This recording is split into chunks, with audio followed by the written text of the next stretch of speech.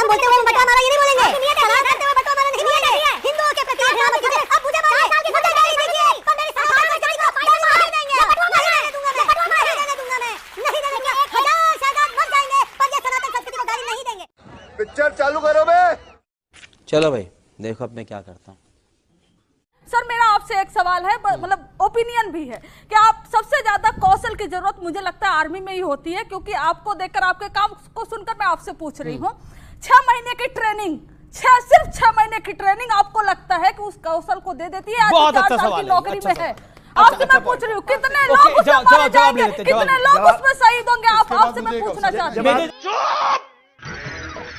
चुप हो जा, 7वीं फेल, चुप। इसका जवाब बहुत जवानों के साथ जाकर मैं यूनिट से वापस आया हूं, सीओ सारे हम खुश हैं अग्निवीर से, क्योंकि अग्निवीर हमें यूथ देगा, अग्निवीर ऑपरेशनल रिक्वायरमेंट को पूरा करेगा। 6 महीने में ट्रेनिंग पूरी हो जाती है 100%। 9 महीने की ट्रेनिंग के बाद हम ऑफिसर बनाते हैं, उसमें 2 महीने की छुट्टी होती है जी। तो ये 6 महीने का जो हमारे के जवानों की जो रेजिमेंटल ट्रेनिंग है वो भी 9 महीने की है, उसमें 2 महीने वो छुट्टी जाता है, तो तकरीबन 7 महीने, ये 6 महीने में एक दिन छुट्टी नहीं है। देखिए ये बड़ी अच्छी बात कही आप।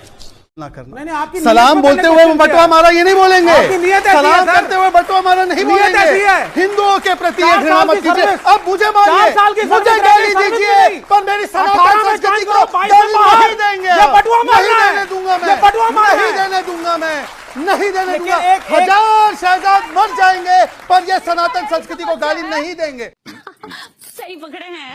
को पता है जब 62 का युद्ध हुआ इंडिया चाइना का, तब लेफ्ट के एक नेता है, उन्होंने खून देने की बात की भारत की सेना को, और जब खून देने की बात की तो कम्युनिस्ट पार्टी ने उसे अपने पद से हटा दिया। यदि मैं झूठ बोल रहा हूं तो सच बताइए, यदि मैं झूठ बोल रहा हूं तो सच बता दीजिए। दूसरी बात मात्र 5 मैं विवेक जी से सिर्फ इतना कहता हूं, आज आप देशभक्त है ना, इसका प्रमाण दे दीजिए कि न्यूक्लियर वेपन खत्म होना चाहिए, नहीं होना चाहिए।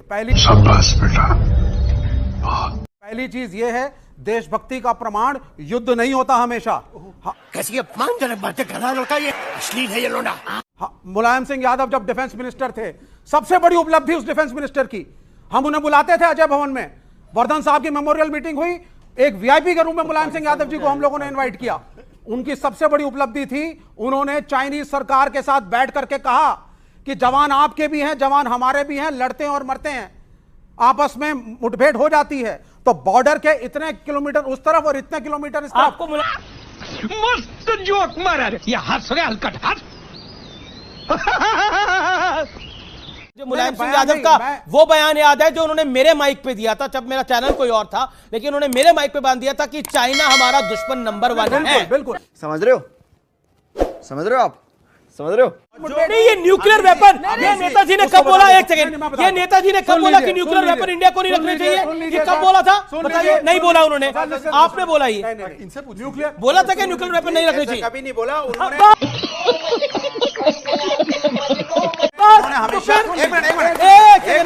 अब ऑडियंस सवाल क्या है? बोलिए क्या सवाल है आपका? क्या समाजवादी पार्टी और इंडिया अलायंस को कांग्रेस के पीछे ऑपोजिशन चलाने की आदत हो गई है? क्योंकि अगर वो अपने आप को इतना नेशनलिस्ट मानते हैं तो क्यों चन्नी जी के एक सेपरेटिस्ट बयान पे एक स्ट्रॉन्ग एक्शन की डिमांड नहीं करते कांग्रेस द्वारा? ओके, ये अच्छा, ये सपा ये बड़ी अच्छी बात कही आप। से डिमांड सवाल है और जवाब। देखिए मजेदार बात और आपको RJD से बताएं, भी जवाब सुनिए मजेदार बात आपको बताएं, भारतीय जनता पार्टी की जो सरकार है इसे कुछ नहीं करना है। ये सब जब कुछ नहीं करती है तो कह रहे विपक्ष क्यों नहीं मांग करती है, विपक्ष मांग क्यों नहीं करती है? जब विपक्ष मांग करती है, अरे विपक्ष वाले हंगामा करते हैं पार्लियामेंट के अंदर में। अरे भैया तुम चाहते क्या हो? सत्ता में तुम हो, अगर तुमको लगता है कोई चीज गलत है, संविधान के खिलाफ है, कार्रवाई कीजिए। किसने आपको रोका है? रोने की आदत क्यों? सरकार है कि रोने वाली सरकार है? विपक्ष से मांग करेगी, विपक्ष कहेगा तुम ये काम करो, काम मान करो। हम तो कहते हैं कि आप अग्निवीर योजना बंद करो। मान गए मेरी बात? हम मालूम है तेरे बाप को मत सिखा, चल। जी ने कहा कि 1962 युद्ध का जो छेड़ा है सर, उसमें 114 जो यादव लोग कमेटी के खत्म हुए थे, शहीद हुए थे, लेकिन उनके सम्मान के लिए रेजिमेंट क्यों नहीं बनाई जाती? आप उसको क्यों नहीं लेते सर? सेना को यादव और जातियों में मत बांटो। मैं आपके पैर छू लेता हूँ, यादव जातियों में बांटेंगे, सेना को जातियों में बांट देंगे। आप सेना को जातियों में मत बांटिए, सेना को धर्म में मत बांटिए, सेना को जातियों में मत बांटिए। सेना को धर्म और जाति में, ये बीमारी है क्या? ये बीमारी है क्या? एक सेकंड अहिर रेजिमेंट बनाने की मांग हो रही है और ये मांग आज की नहीं है। अगर सेकंड, आपको अहिर रेजिमेंट से दिक्कत है तो आप बोलिए आपको अहिर रेजिमेंट से दिक्कत है। आप यादव से क्यों बोला? आपको अहिर रेजिमेंट से दिक्कत है, आपको उनकी शहादत से दिक्कत है, आपको उनकी कुर्बानी से दिक्कत है, आपको उनके देश प्रेम से दिक्कत है, आपको उनके राष्ट्र प्रेम से दिक्कत है, इसलिए आपने बोला ऐसा। आपको अहिरों से दिक्कत है, आपको मुझे अहिर दिक्कत है ना। रेजिमेंट से अभी दिक्कत है। जवाब नहीं, जैसे वो कह रहे जैसे सिख रेजिमेंट है। अरे कहना क्या चाहते हो? कौन है ये लोग? कहां से आते हैं? जैसे गोरखा रेजिमेंट है, जैसे कमाऊ रेजिमेंट है, वैसे यादव रेजिमेंट होनी चाहिए, ये प्रश्न है। देखिए, ऐसा है कि भारत की सेना में एक ही रेजिमेंट है और वो है भारत की रेजिमेंट। सब लोग भारत माता की जय बोलकर निकलते हैं और कुछ नहीं बोलकर निकलते हैं। भारत माता की जय। और मेरी बात सुन लीजिए सही पकड़े हैं। सुन लीजिए जो शहीद, प्लीज कंचना जी, मैंने आपके बीच में नहीं बोला। यहाँ पे भी जातिगत जनगणना करा देंगे, आर्मी में भी जनगणना हो जाएगी। सुन लीजिए, मैं एक रिक्वेस्ट करता हूँ। जो सवाल उस लड़के ने, ग्रीन शर्ट ने पूछा, वो इसलिए प्रासंगिक है अनुराग भाई, इसलिए क्योंकि ये है राहुल गांधी का पार्टी का नेता, चाहे कुछ भी हो जाए, आपको आतंकवादी के घर में नहीं मिल सकता है। ये राहुल गांधी ने कहा था पंजाब में कि कांग्रेस पार्टी का नेता आतंकवादी के घर में नहीं मिल सकता है, आम आदमी पार्टी पर हमला करते हुए। आज आम आदमी पार्टी भी इनके साथ, और चन्नी जी अमृतपाल की वकालत कर रहे हैं। एक को जवाब नहीं है, एक को जवाब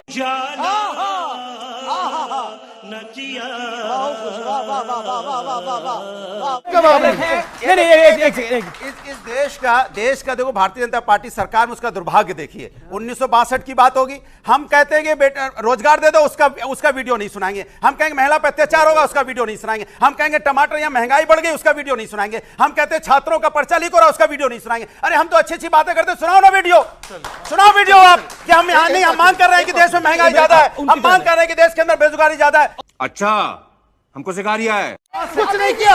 और कंचना जी, मैं आपसे सवाल पूछना चाहता हूं। एक सेकंड, आखिरी सवाल है मेरा। कंचना जी, आपने तो बड़ी बातें की ना चाइना के विषय में। एक पार्टी का चाइना के साथ एमओयू है और इसने चाइना का चंदा भी लिया है, चाइना का धंधा भी किया है और चाइना का झंडा उठाता है। बोलिए क्या स्टैंड है आपका? ओके, कंचना